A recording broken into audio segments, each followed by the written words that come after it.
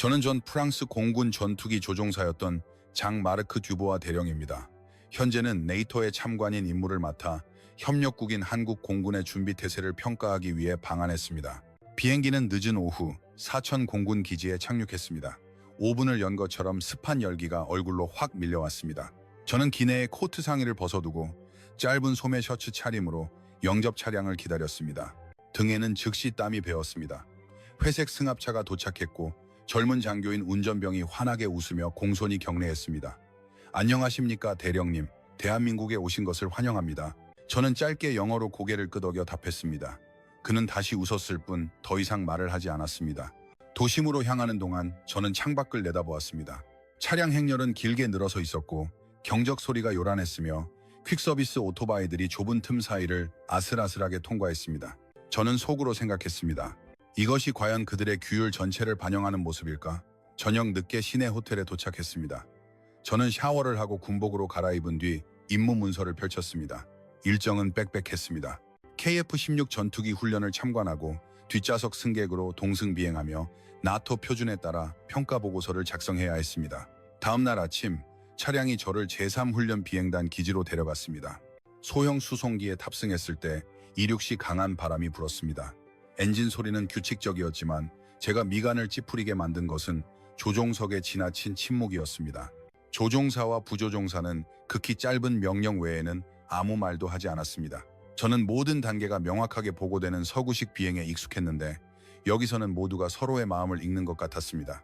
사천 기지에 착륙하자 남해의 짠 내가 코끝에 와 닿았습니다. 비행단장인 장군이 직접 영접했습니다. 그는 예의 바르고 온화한 미소를 지으며 공손하게 말했습니다. 환영합니다, 대령님. 저희는 대령님의 모든 검토에 대비되어 있습니다. 저는 서구식 군인처럼 거수경례로 답했고 그는 더욱 환하게 웃었습니다. 회의실에서 초기 인터뷰를 진행했고 저는 KF-16들이 밝은 햇빛 아래 줄지어 서 있는 것을 보았습니다. 기체는 깨끗했지만 가까이 다가가자 동체에 작은 긁힌 자국들이 눈에 띄었고 일부 항전 장비, 에이비어닉스, 패널은 유럽에서 사용하는 최신 모델이 아닌 구형처럼 보였습니다. 저는 첫 번째 관찰사항, 장비가 노후되었다고 속으로 적었습니다. 참모 장교가 훈련 개요를 영어로 발표했지만 한국어 억양이 강했습니다. 저는 모든 점을 주의 깊게 들으며 기록했습니다. 저를 불편하게 만든 것은 그들이 표준 절차 통신 대신 승무원 간의 이해와 호흡에 대해 자주 언급한다는 점이었습니다. 오후에는 비행 관제실을 방문했습니다. 레이더 화면은 오래되었지만 작동은 잘 되었습니다. 관제사들은 말이 적었고 자주 미소를 지었으며 방구석에서는 가벼운 웃음소리가 새어나왔습니다. 이런 분위기가 실제 비행 훈련에 적합할까 저는 생각했습니다. 그날 저녁 저는 한국 장교들과의 저녁 식사에 초대되었습니다. 음식은 너무 매워서 저는 계속 물을 마셔야 했습니다. 그들은 큰 소리로 건배했고 웃음소리가 끊이지 않았습니다. 저는 예의상 미소를 지었지만 속으로는 전투부대로서는 이 정도의 자유로운 분위기는 지나치다고 느꼈습니다. 잠자리에 들기 전 저는 개인 녹음기를 켰습니다. 첫째 날, 장비가 낡고 최신식은 아니다. 근무 환경은 군대 표준에 비해 지나치게 자유롭다. 내일은 실제 비행 참관을 시작한다. 문제점들이 더 명확하게 드러날 것으로 예상된다. 저는 불을 끄고 흰색 천장을 바라보았습니다. 벽 모서리에서 도마뱀의 울음소리, 이것을 한국의 귀뚜라미나 풀벌레 소리로 대체가 작게 들려왔습니다. 저는 안전한 비행이 무엇인지 잘 안다는 확신을 가지고 잠들었지만 며칠 후 그 확신이 전례 없이 흔들리게 될 줄은 그날 밤에는 알지 못했습니다. 둘째 날 아침 일찍 일어났습니다. 호텔 지붕 위로 까마귀 비둘기 대신 까마귀 울음소리가 희미하게 들려왔고 푸른 커튼 사이로 아침 햇살이 새어들어왔습니다. 저는 정복을 입고 아침 식사를 하러 내려갔습니다. 식탁에는 따뜻한 쇠고기, 묻구 또는 김치찌개이 놓여 있었고 여러 한국 장교들이 앉아 조용히 웃고 있었습니다. 저는 구석진 곳에 앉아 고향보다 진하지만 잠을 깨우는데 좋은 블랙커피를 마셨습니다. 정각 8시 차량이 저를 활주로로 데려갔습니다. 습한 더위, 항공유 냄새와 젖은 풀 냄새가 섞여 있었습니다. 저는 헬멧을 쓰고 오늘 비행할 2인승 KF-16을 점검했습니다. 기체는 깨끗했지만 자세히 보니 일부 전선이 임시 테이프로 감겨 있는 것을 발견하고 미간을 찌푸리며 또 다른 관찰 사항을 속으로 기록했습니다. 저와 함께 비행할 한국 조종사는 30대 후반의 대위 김태영이었습니다. 그는 마르고 키가 컸으며 악수를 청하기 전에 공손하게 거수경례했습니다. 안녕하십니까, 대령님. 오늘은 제가 책임지겠습니다. 그의 목소리는 부드러웠지만 눈빛은 진지했습니다. 저는 2인승 기체의 뒷좌석에 앉았습니다. 조종석은 익숙했던 것보다 좁았고 일부 디스플레이 화면은 구형으로 색이 약간 발해 있었습니다. 저는 안전벨트를 단단히 맸습니다. 엔진 소리가 덜컹거리기 시작하더니 회전 속도를 높였고 비행기는 하늘로 솟아올랐습니다.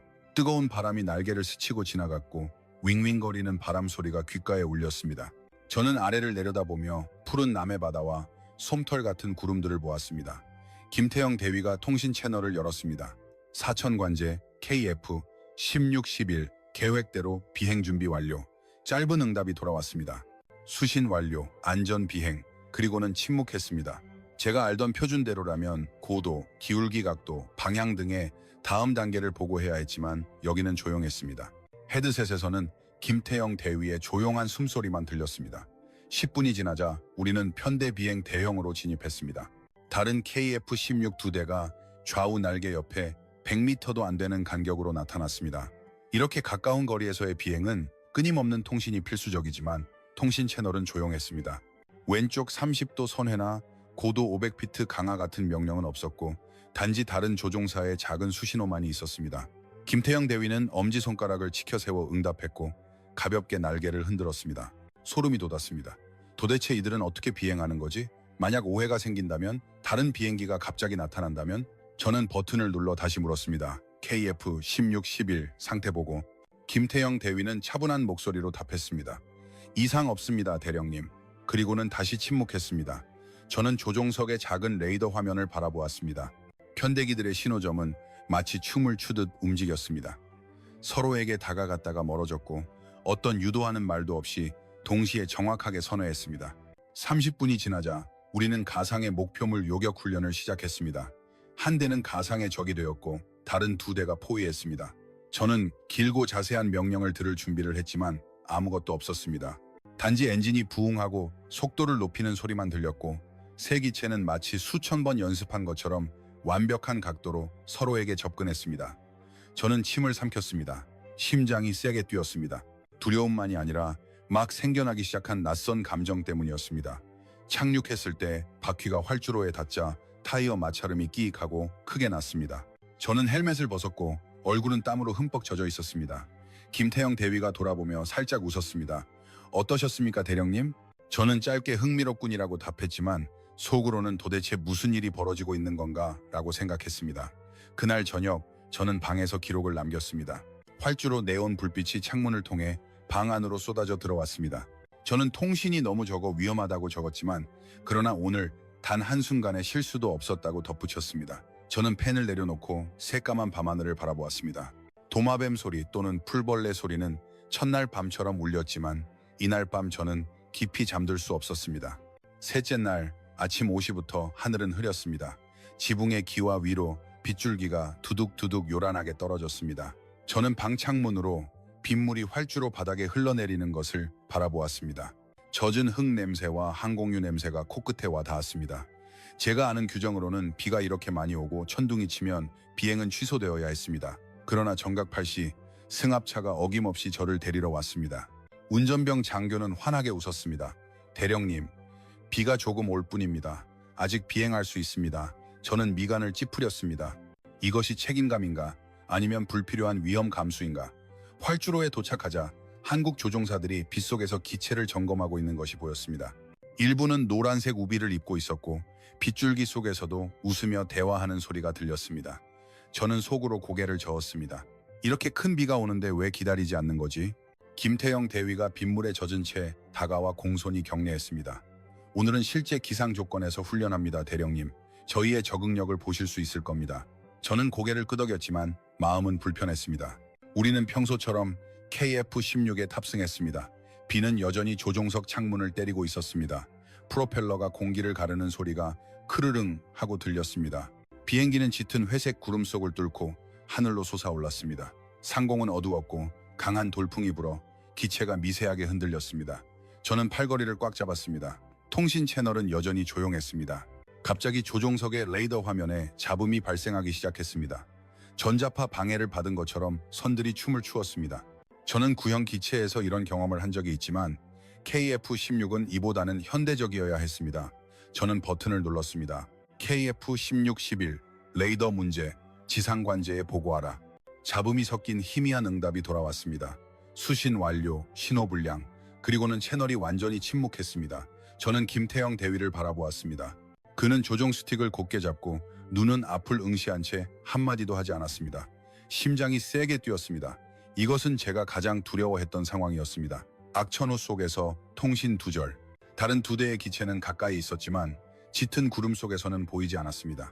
저는 명령을 기다렸고 위치 보고를 기다렸으며 누군가 무엇을 해야 할지 말해주기를 기다렸습니다. 하지만 아무것도 없었습니다. 단지 윙윙거리는 바람 소리와 김태형 대위의 고요한 숨소리만이 들렸습니다. 바로 그때 그가 기체를 왼쪽으로 아주 부드럽게 기울였습니다. 저는 구름 밖으로 희미한 편대기의 그림자가 나타나는 것을 보았습니다.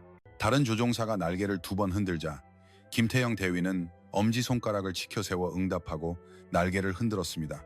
새 기체는 다시 적절한 간격으로 대형을 갖추었고 제한된 시야 속에서 너무 가깝지도 않게 그리고 함께 서서히 아래 구름층으로 하강했습니다. 저는 침을 삼켰습니다. 단 한마디의 말도 없었지만 모든 기체가 서로의 마음을 아는 것처럼 움직였습니다. 10분이 지나자 잡음이 서서히 사라졌고 지상관제의 목소리가 명확하게 돌아왔습니다. KF-16-11 기지와 교신 가능합니까? 날씨가 좋아졌습니다. 김태형 대위는 짧게 답했습니다. 수신 완료. 비가 약해지는 가운데 비행기는 부드럽게 착륙했습니다. 바퀴가 활주로에 닿자 물이 처자악하고 튀는 소리가 났습니다. 저는 헬멧을 벗었고 손은 여전히 약간 떨리고 있었습니다. 김태형 대위가 돌아보며 옅은 미소를 지었습니다. 대령님, 이런 비는 자주 옵니다. 우리는 익숙합니다. 저는 무슨 말을 해야 할지 몰라 고개만 끄덕였습니다. 그날 오후 저는 회의실에 앉아 디브리핑을 들었습니다. 한국 장교들은 실제 상황에 따른 적응에 대해 이야기했습니다. 전파 방해 상황을 설명할 때는 가벼운 웃음소리가 있었습니다. 저는 조용히 듣다가 숙소로 돌아가기 전 활주로로 걸어갔습니다. 비는 그쳤고 구름 사이로 햇빛이 비오듯 쏟아져 젖은 바닥을 비추었습니다. 젖은 풀 냄새와 항공유 냄새가 여전히 공기 중에 남아 있었습니다. 저는 조용히 서 있는 KF-16을 바라보았습니다. 저는 수첩을 꺼내 천천히 썼습니다. 장비는 낡았고 전파 방해도 쉽게 발생했다. 하지만 그들은 내가 실패할 것이라고 생각했던 상황을 통과했다. 저는 수첩을 덮고 점차 맑아지는 하늘을 바라보았습니다. 어쩌면 내가 처음부터 잘못 이해했을 수도 있다. 하지만 저는 아직 그것을 인정할 준비가 되지 않았습니다.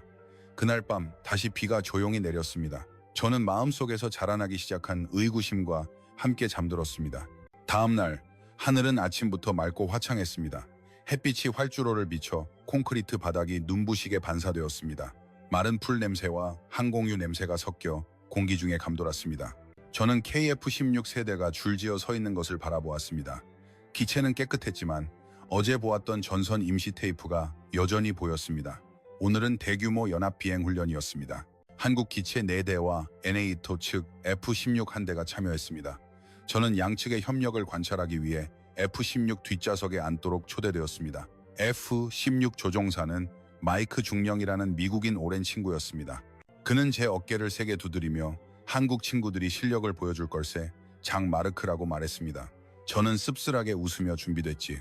그들이 얼마나 할 수 있는지 보고 싶네 라고 답했습니다. 5대의 비행기가 동시에 이륙했습니다. 엔진 소리가 굉음을 내며 온몸을 흔들었습니다. 우리는 높은 고도로 상승했고 하얀 구름이 기체 아래로 낮게 떠다녔습니다. 하늘은 맑았고 남해가 멀리 보였습니다. 훈련은 편대 방어 대형으로 시작되었습니다. KF-16 2대가 가상의 적 역할을 했고 한국 KF-16 2대와 우리 F-16이 방어했습니다. 네이토 통신 채널은 활발했습니다. 마이크 중령은 모든 단계를 보고했습니다. 폭스3 폭스, 동쪽에서 목표물 접근 중 3000피트 강하, 다른 기체들의 응답도 명확했습니다. 모든 것이 제가 익숙했던 절차대로 진행되었습니다. 그러나 한국 측 채널은 조용했습니다. 저는 레이더를 보았습니다. KF-16 신호점들이 빠르게 움직이며 가상의 적을 포위했지만 아무 말도 하지 않았습니다. 가끔 짧은 마이크 클릭 소리만 들릴 뿐이었습니다. 마이크 중령은 헤드셋으로 웃었습니다. 이 친구들은 유령처럼 조용하구먼 친구, 아무 말도 안 하는 건가? 저는 대답하지 않고 화면을 응시했습니다. 4대의 KF-16은 마치 춤을 추듯 움직였습니다. 가상의 목표물 앞에서 잘라 들어갔고 옆을 포위했으며 순식간에 목표물을 에워쌌습니다. 가슴 속에 낯선 느낌이 들었습니다. 원칙적으로는 매 순간 명확한 통신이 필수인데 여기서는 그들이 거의 말을 하지 않고도 해냈습니다. 훈련은 실제 요격 상황으로 바뀌었습니다. 가상의 목표물은 지그재그로 도주했고 한국 KF-16 두 대가 양쪽에서 포위했습니다. 저는 조종사들이 조종석 창문을 통해 작은 손짓으로 신호를 주고받는 것을 보았고 두 기체는 동시에 정확하게 기술을 돌렸습니다. 마이크 중령이 "어이쿠, 이건 평생 같이 훈련한 것처럼 정확하잖아 라고 외쳤습니다. 저는 고개를 끄덕였지만 속으로는 낡은 장비와 적은 통신으로 어떻게 이 정도를 해내는 거지? 라는 의구심이 들기 시작했습니다. 그날 오후 모든 기체가 무사히 착륙했습니다. 강한 바닷바람이 불었고 짠 냄새가 코끝에 와 닿았습니다. 한국 조종사들은 모여 웃고 대화했습니다. 서로의 어깨를 가볍게 두드리고 엄지손가락을 치켜 세웠습니다. 저는 김태형 대위에게 다가갔습니다. "오늘 비행 아주 훌륭했습니다." 제가 말했습니다. 그는 환하게 웃으며 가볍게 격려했습니다. "감사합니다, 대령님. 저희는 오랫동안 함께 훈련했습니다." 제가 이어서 물었습니다. "왜 통신 채널에서 그렇게 말이 적습니까?" 그는 잠시 웃음을 멈추고 진지한 눈빛으로 말했습니다. "저희는 호흡을 압니다. 때로는 말이 많으면 혼란스러울 때도 있습니다." 저는 대답하지 않았지만 그 말은 제 머릿속에 박혔습니다. 그날 저녁 저는 많은 한국 조종사들과 함께 저녁 식사를 했습니다. 신선한 해산물 요리가 너무 매워 땀이 났습니다. 그들은 소주 또는 오렌지 주스 잔을 부딪히며 큰 소리로 웃었고 분위기는 따뜻했습니다. 저는 예의상 웃었지만 속으로는 호흡을 안다는 말을 생각했습니다. 잠자리에 들기 전 저는 기록을 남겼습니다. 오늘의 협력은 말이 적고 장비가 최신이 아니었음에도 불구하고 예상을 뛰어넘는 완벽함을 보였다. 내가 고수하던 기준이 유일한 정답이 아닐 수도 있다는 의심이 들기 시작했다. 저는 불을 끄고 창밖으로 반짝이는 별들을 바라보았습니다. 멀리서 파도 소리가 자장가처럼 들려왔습니다. 이날 밤 저는 변화하기 시작하는 느낌과 함께 잠들었습니다. 다음 날 하늘은 다시 아침 일찍부터 흐려지기 시작했습니다. 강한 바람이 숙소 창문을 휘익휘익 때렸습니다. 비 냄새가 짠 바다 냄새와 섞여 감돌았습니다. 저는 지평선 위로 검은 구름이 모이는 것을 바라보며 오늘은 비행이 취소될 수도 있겠다고 생각했습니다. 하지만 일정은 그대로였습니다. 오늘의 훈련은 해수면 적어도 비행 대형이었습니다. 한국 KF-16 3대와 우리 F-16 한 대가 참여했습니다. 저는 더 가까이서 관찰하고 싶어 다시 김태형 대위의 KF-16 뒷좌석에 앉았습니다. 비행기는 하늘로 솟아올라 얇은 회색 구름층을 뚫고 지나갔습니다. 우리는 남해의 수면 가까이로 고도를 낮추었습니다. 짙푸른 파도가 부서져 흰 물보라가 튀었습니다. 윙윙거리는 바람 소리가 귓가에 요란하게 울렸고 저는 약간 흔들리는 디스플레이 화면을 보며 몸을 긴장시켰습니다. 훈련은 가상의 레이더 회피 적어도 비행으로 시작되었습니다. 네 기체는 2km 이내의 간격으로 비행했습니다. 제가 아는 원칙으로는 저고도에서는 충돌 방지를 위해 끊임없이 위치를 보고해야 했지만 통신 채널은 다시 침묵했습니다. 김태형 대위의 규칙적인 숨소리와 기체 날개를 가볍게 때리는 파도 소리만이 들릴 뿐이었습니다. 저는 창밖을 바라보았습니다. 다른 두 대의 편대기가 낮은 고도에서 평행하게 비행하고 있었는데 마치 실로 묶인 것처럼 날개가 동시에 기울어졌습니다. 한 조종사가 창문으로 작은 손짓을 보내자 편대 전체가 동시에 왼쪽으로 선회했습니다. 저는 침을 삼켰습니다. 심장이 세게 뛰었습니다. 이 침묵은 저를 어둠 속에 있는 것처럼 느끼게 했지만 그들은 오히려 말이 많을 때보다 더 정확하게 비행했습니다. 갑자기 비구름이 더욱 짙어졌습니다. 굵은 빗방울이 조종석 창문에 두둑두둑 요란하게 쏟아졌고 시야는 1km 미만으로 줄어들었습니다. 저는 즉시 마이크를 눌렀습니다. 모든 KF-16 즉시 시야와 위치 보고하라.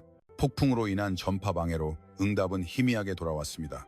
수신 완료, 시야 불량, 그리고는 다시 완전한 침묵, 등골이 서늘해졌습니다. 이것은 훈련이 아닌 실제 상황이었습니다. 네 대의 비행기가 짙은 빛 속에서 저고도로 비행하고 있었고 유도 신호가 없으면 언제든지 충돌할 수 있었습니다. 김태형 대위는 아무 말도 하지 않았습니다.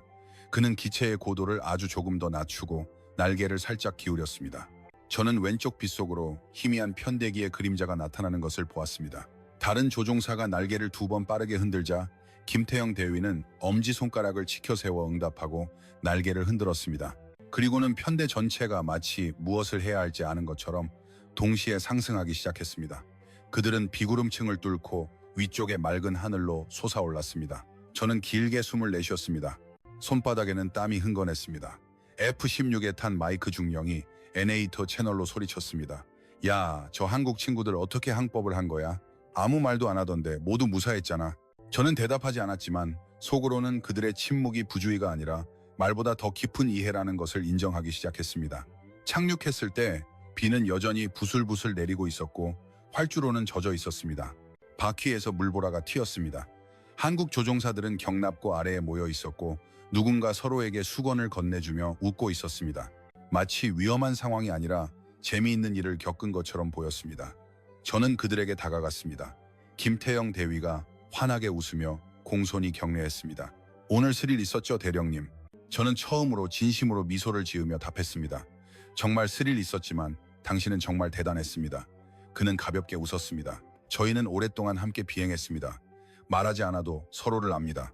저는 고개를 끄덕였습니다. 그 말은 제 가슴 속에 깊이 가라앉았습니다. 그날 저녁, 저는 소규모 조종사 그룹과 저녁 식사를 했습니다. 간단한 음식, 눈물이 날 만큼 매운 카레, 덮밥 태국 음식 대신 순두부찌개 같은 한국 음식으로 대체이었습니다. 그들은 생수잔을 부딪히며 따뜻한 웃음소리를 냈습니다. 저는 잔을 들고 그들을 따라했습니다. 한때는 부적절하다고 여겼던 그 자유로운 분위기가 이제 저를 편안하게 했습니다. 잠자리에 들기 전 저는 기록을 남겼습니다. 오늘 폭풍으로 인해 큰 문제가 생길 뻔했지만 그들은 그들만의 침묵의 이해로 통과했다. 나는 이제 그들의 침묵이 내가 생각했던 것보다 더 큰 힘을 가지고 있다고 믿기 시작했다. 저는 불을 끄고 여전히 부슬부슬 내리는 비를 바라보았습니다. 멀리서 파도 소리가 감사 찬송처럼 들려왔습니다. 이날 밤 저는 마음속에서 자라나기 시작한 존경심과 함께 잠들었습니다. 다음 날 아침 하늘 전체가 검은 구름으로 뒤덮였습니다. 강한 바람이 숲속의 잎사귀들을 쏴 하고 요란하게 흔들었습니다.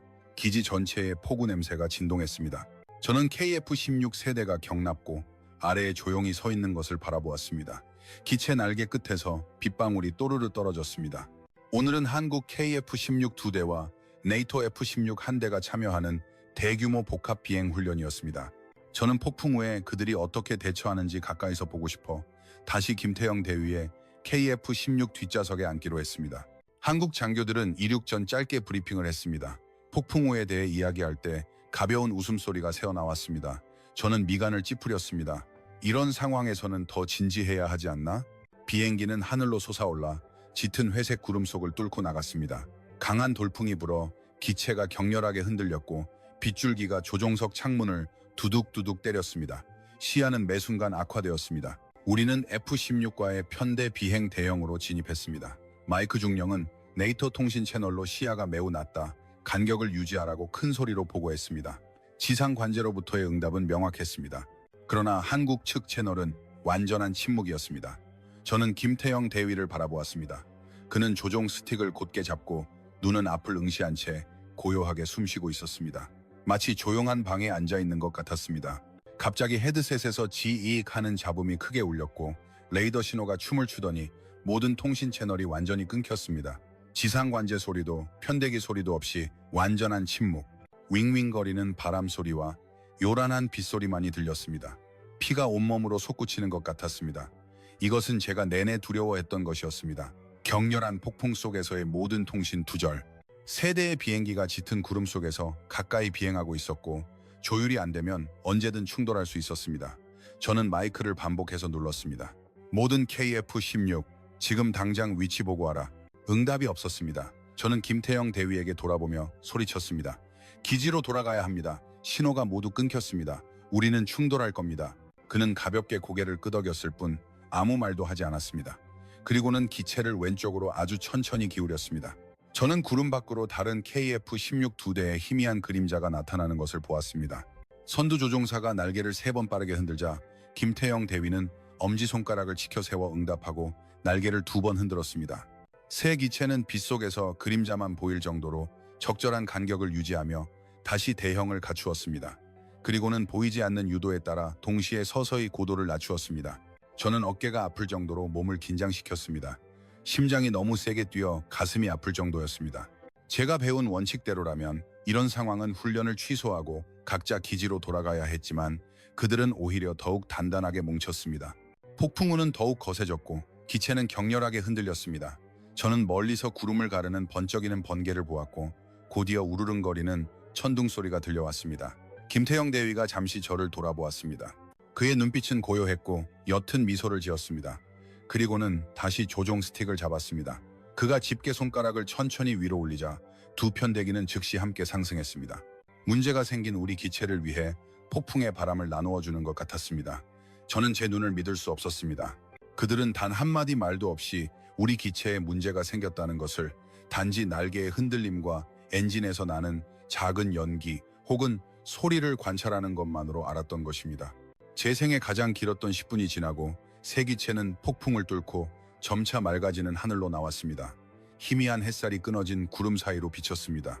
통신 신호가 서서히 돌아왔습니다. 지상 관제의 목소리가 희미하게 들렸습니다. 모든 KF-16 기지로 복귀하십시오. 폭풍이 지나가고 있습니다. 새 기체는 차례로 착륙했고 젖은 활주로에 바퀴가 닿자 물보라가 튀었습니다. 저는 헬멧을 벗었고 손은 떨리고 있었으며 차가운 땀이 온몸에 배어 있었습니다. 김태형 대위가 돌아보며 옅은 미소를 지었습니다. 대령님, 지상에 도착했습니다. 저는 저도 모르게 눈물이 고인 채 고개를 끄덕였습니다. 고맙소, 내 목숨을 구했소. 다른 한국 조종사 2명이 다가와 서로의 어깨를 가볍게 두드리고 엄지손가락을 치켜 세웠습니다. 아무도 위험에 대해 말하지 않았지만 그들의 눈빛은 같은 의미를 말하고 있었습니다. 마이크 중령이 얼굴이 상기된 채 저에게 달려왔습니다. 나는 우리가 모두 기체를 잃을 줄 알았네. 그런데 저 한국 친구들이 한마디도 없이 폭풍 속에서 우리를 이끌었어. 저는 김태형 대위를 바라보았습니다. 그는 저에게 천천히 격려했고 저는 생애 처음으로 진심으로 고개 숙여 답례했습니다. 그날 저녁 비는 그쳤고 저녁 햇살이 젖은 바닥을 황금빛으로 비추었습니다. 신선한 흙 냄새가 감돌았습니다. 저는 한국 조종사들과 저녁 식사를 했습니다. 아무도 오후의 사건에 대해 이야기하지 않았지만 모두 생수잔을 부딪히며 따뜻한 웃음소리를 냈습니다. 잠자리에 들기 전 저는 기록을 남겼습니다. 오늘 우리는 거의 죽을 뻔했지만 내가 경시했던 그들의 침묵이 모두를 구했다. 저는 불을 끄고 별이 보이기 시작한 하늘을 바라보았습니다. 멀리서 파도 소리가 감사 찬송처럼 들려왔습니다. 이날 밤 저는 마음속에 깊이 자리 잡기 시작한 존경심과 함께 잠들었습니다. 그날은 연합훈련의 마지막 날이었습니다. 하늘은 아침부터 검은 구름으로 뒤덮였고 강한 폭풍우가 몰아쳐 나뭇잎이 날렸으며 멀리서 천둥 소리가 굉음을 냈습니다. 짙은 비 냄새가 기지 전체에 진동했습니다. 저는 한국 KF-16 2대와 네이토 F-16 1대가 경납고 아래에 서 있는 것을 바라보았습니다. 기체 날개 끝에서 빗방울이 또르르 끊임없이 떨어졌습니다. 대형 폭풍이 남해로 이동하고 있었습니다. 한국 장교들은 짧게 브리핑을 했고 헤어지기 전 서로에게 가볍게 격려했습니다. 저는 김태형 대위에게 물었습니다. 오늘도 비행합니까? 폭풍이 이렇게 강한데. 그는 옅은 미소를 지었습니다. 예, 대령님. 실제 상황에서 훈련해야만 준비가 됩니다. 저는 침을 삼켰고 속으로는 서늘함을 느꼈습니다. 낡은 비행기, 쉽게 발생하는 전파 방해. 오늘 폭풍은 다른 어떤 날보다 강하다. 그러나 저는 평소처럼 그의 KF-16 뒷좌석에 앉았습니다. 비행기는 하늘로 솟아올라 새까만 구름 속을 뚫고 나갔습니다. 폭풍우가 몰아쳐 기체가 격렬하게 흔들렸고 빗줄기가 조종석 창문을 요란하게 때렸습니다. 시야는 완전히 사라졌고 회색 구름 외에는 아무것도 보이지 않았습니다. 우리는 새 기체의 비행 대형으로 진입했습니다. 마이크 중령의 NATO 통신 채널이 잠시 동안 명확하게 들렸습니다. 폭풍이 강하니 너무 떨어지지 마십시오. 그리고는 지익 하는 잡음이 크게 울리더니 모든 채널의 신호가 완전히 끊겼습니다. 완전한 침묵, 지상 관제 소리도 편대기 소리도 없이 단지 윙윙거리는 바람 소리와 엔진 소리만이 들릴 뿐이었습니다. 피가 온몸을 순환하는 것 같았습니다. 이것은 모든 조종사의 악몽이었습니다. 거대한 폭풍 속에서의 모든 통신 두절. 저는 마이크를 반복해서 눌렀습니다. 모든 KF-16 위치 보고하라. 응답이 없었습니다. 저는 김태형 대위에게 돌아보며 소리쳤습니다. 대위, 우리가 충돌할 겁니다. 그는 가볍게 고개를 끄덕이고는 눈빛이 고요한 채 기체를 천천히 오른쪽으로 기울였습니다. 저는 어둠 속에서 구름 밖으로 희미한 편대기 그림자가 나타나는 것을 보았습니다. 너무 가까워서 저는 깜짝 놀랐습니다. 선두 조종사가 날개를 4번 빠르게 흔들자 김태형 대위는 헬멧을 가볍게 만져 응답하고 날개를 2번 흔들었습니다. 새 기체는 짙은 구름 속에서 100m도 안 되는 간격으로 단단히 대형을 갖추었습니다. 눈앞에 구름을 가르는 번개가 번쩍였고 잠시 동안 비행기의 그림자를 선명하게 비추었습니다. 저는 옆 기체 조종사가 엄지손가락을 치켜 세우는 것을 보았고 김태형 대위는 가볍게 날개를 흔들어 답했습니다. 세 기체는 동시에 고도를 낮추기 시작했습니다. 폭풍을 뚫고 아래 구름층으로 하강했고 비는 여전히 쏟아졌지만 시야가 아주 조금 나아졌습니다. 저는 근육이 아플 정도로 몸을 긴장시켰습니다. 심장이 너무 세게 뛰어 가슴이 아팠습니다. 갑자기 기체가 격렬하게 흔들렸고 엔진 소리가 잠시 멈칫했습니다. 저는 즉시 알았습니다. 폭풍으로 인한 전파 방해가 구형 기체에서 종종 발생했던 것처럼 전기 개통에 일시적인 문제를 일으킨 것입니다. 저는 소리쳤습니다. 전기 개통 문제, 비상 착륙해야 해. 김태형 대위는 대답하지 않았습니다. 그는 조종 스틱을 단단히 잡고 심호흡을 한 뒤 집게 손가락을 천천히 위로 올렸습니다. 두 편대기는 즉시 상승하기 시작했습니다. 문제가 생긴 우리 기체를 위해 폭풍의 바람을 나누어주는 것이었습니다. 저는 제 눈을 믿을 수 없었습니다. 그들은 단 한마디 말도 없이 우리 기체가 겪고 있는 문제를 단지 날개의 미세한 흔들림과 엔진에서 나는 작은 소리를 관찰하는 것만으로 알았던 것입니다. 제 생애 가장 길었던 10분이 지나고 세 기체는 폭풍을 뚫고 점차 맑아지는 하늘로 나왔습니다. 통신 신호가 서서히 돌아왔고 지상관제의 목소리가 희미하게 들렸습니다. 모든 KF-16 기지로 복귀하십시오. 폭풍이 지나갔습니다. 세 기체는 젖은 활주로에 차례로 착륙했고 바퀴가 땅에 닿자 물보라가 튀었습니다. 저는 헬멧을 벗었고 손은 떨리고 있었으며 온몸에 차가운 땀이 배어 있었습니다. 김태형 대위가 돌아보며 옅은 미소를 지었습니다. 대령님, 지상에 안전하게 도착했습니다. 저는 저도 모르게 눈물이 고인 채 고개를 끄덕였습니다. 고맙소. 내 목숨을 구했소. 다른 두 한국 조종사가 다가와 서로의 어깨를 가볍게 두드리고 엄지손가락을 치켜 세웠습니다. 아무도 위험에 대해 말하지 않았지만 그들의 눈빛은 같은 의미를 말하고 있었습니다. 마이크 중령이 저에게 달려왔습니다. 그는 얼굴이 상기되어 있었습니다. 나는 우리가 모두 기체를 잃을 줄 알았네. 그런데 저 한국 친구들이 한마디도 없이 폭풍 속에서 우리를 이끌었어. 저는 김태형 대위를 바라보았습니다. 그는 저에게 천천히 격려했고 저는 생애 처음으로 진심으로 고개 숙여 답례했습니다.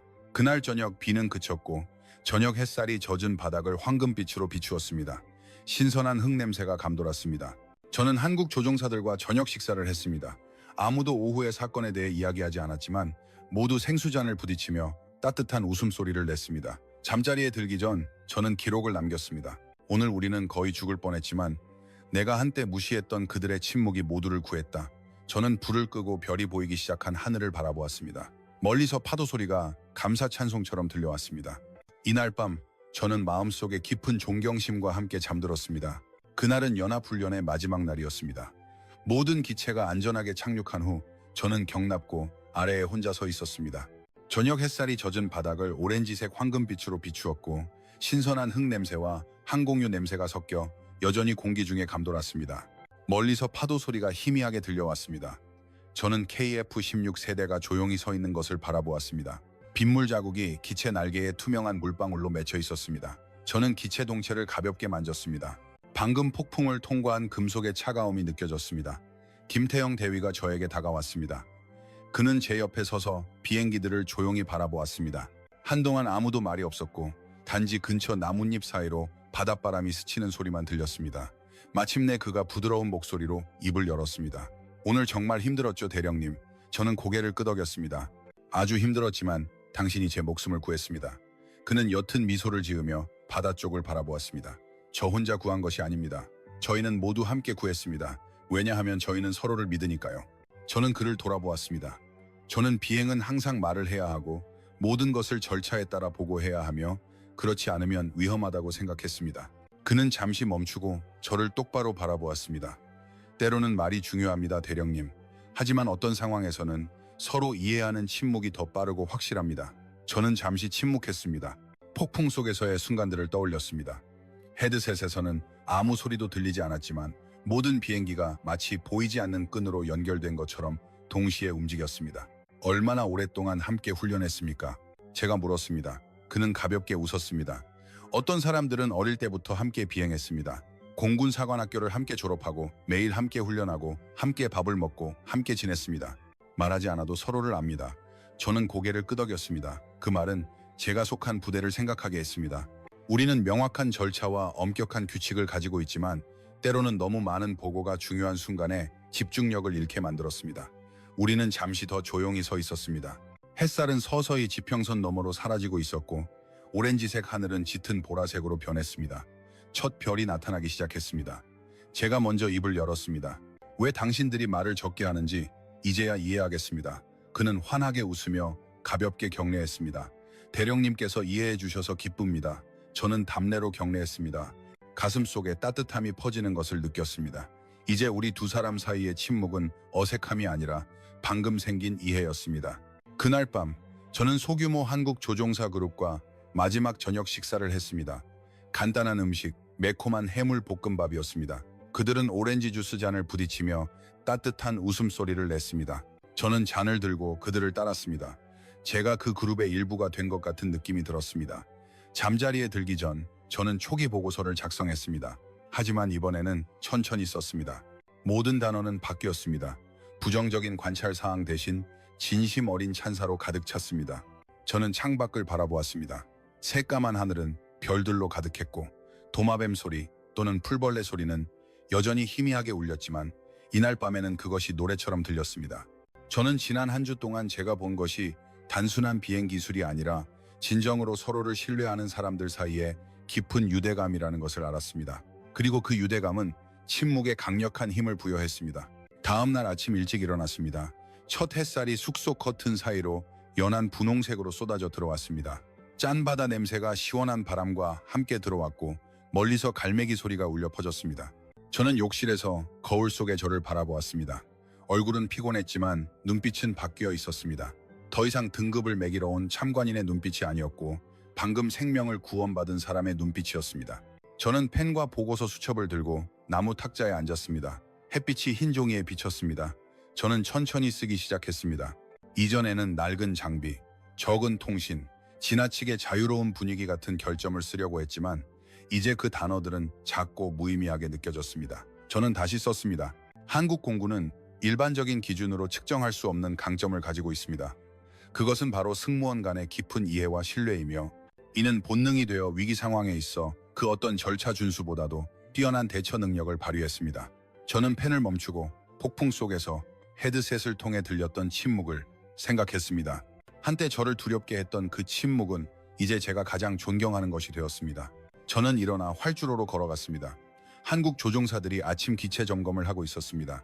김태영 대위가 저를 보더니 경례하며 환하게 웃었습니다. 저도 답례로 경례하고 그에게 곧장 걸어갔습니다. 할 이야기가 있습니다. 제가 말했습니다.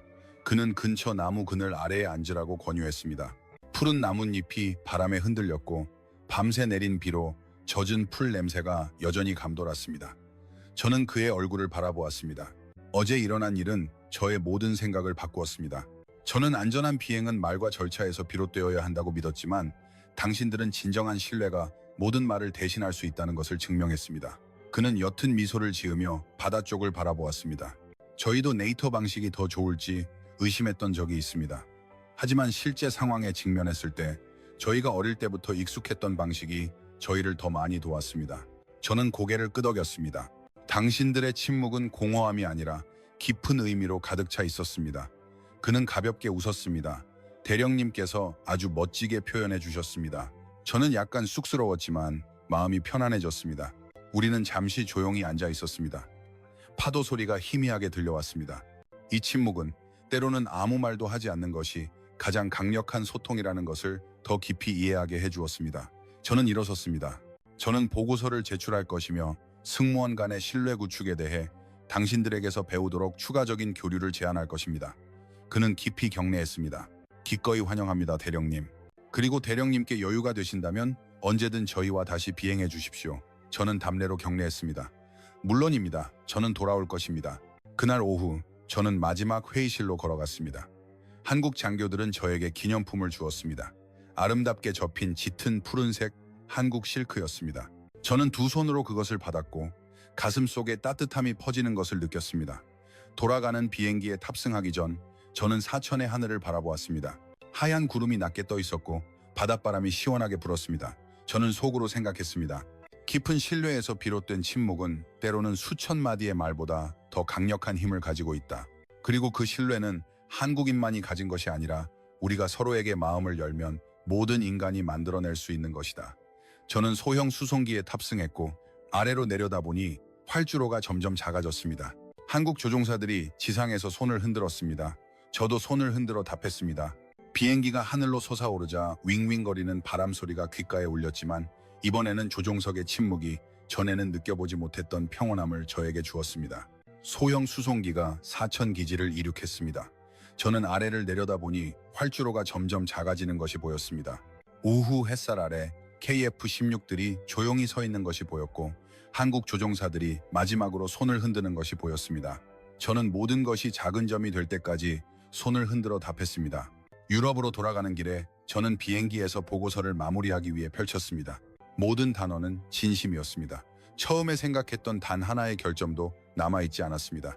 저는 NATO는 한국 공군과의 장기적인 조종사 교류 프로그램을 조직하여 형식적인 절차에 얽매이기보다 실제 위기 상황에서 그 효율성이 입증된 승무원 간의 신뢰 구축에 대해 배울 것을 제안합니다. 라고 썼습니다.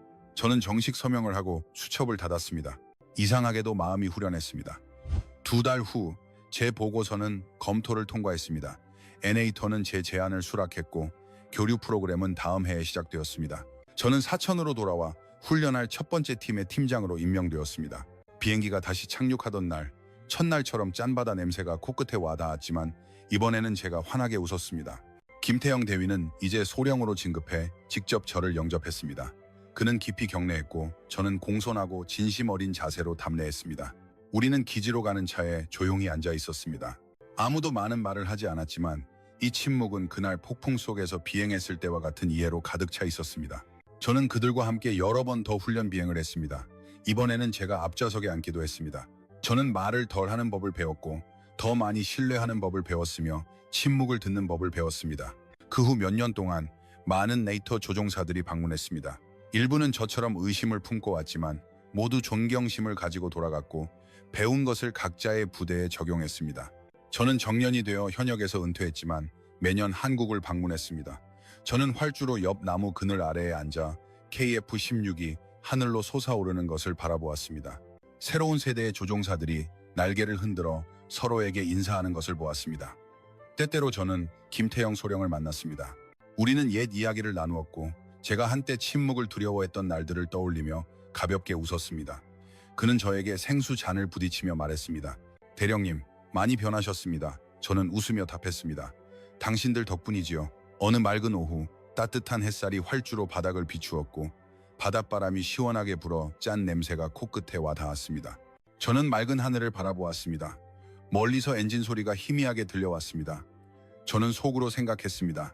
한국의 진정한 기적은 첨단 비행기나 높은 건물이 아니라 이곳 사람들이 어릴 때부터 쌓아온 신뢰이다. 그 신뢰가 침묵을 가장 강력한 언어로 만들었다. 그리고 그 신뢰는 한국에만 국한된 것이 아니라 우리가 서로에게 마음을 열고 시간을 준다면 모든 인간이 만들어낼 수 있는 잠재력이다. 저는 일어나 하늘을 향해 가볍게 경례하고는 절대 사라지지 않을 미소와 함께 호텔로 돌아갔습니다.